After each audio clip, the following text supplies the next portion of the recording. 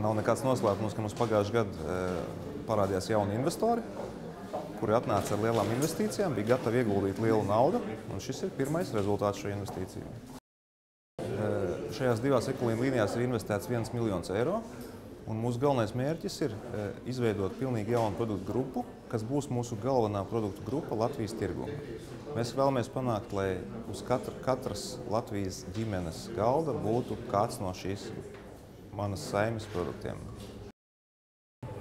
Visvairāk iepriecina divas lietas.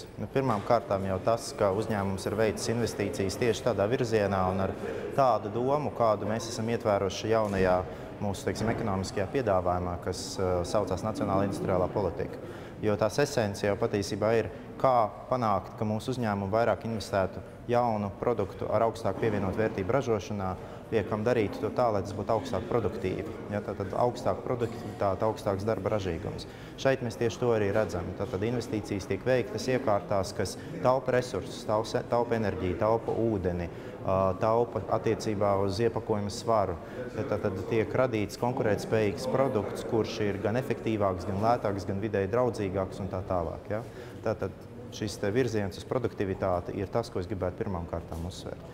Otra lieta, kas ir ļoti būtiska, ir tas, ka produkts ir orientēts pirmkārt uz Latvijas izēvielu, ja, Latvijas ražotājs, un proponē attīsta tieši šādu vietējo patēriņu, vietējā ražojuma izcelšanu veikalu plauktā. Tā kā es domāju, tas arī ļoti būtiski tomēr stiprināt šo apziņu par to, cik mums ir spēcīga un kvalitatīva šie pārtikas industrija, piena industrija, lauksaimnieciskā ražošana, jo tas ir liels Latvijas spēks un tas ir jāapzinās un to jālepojas.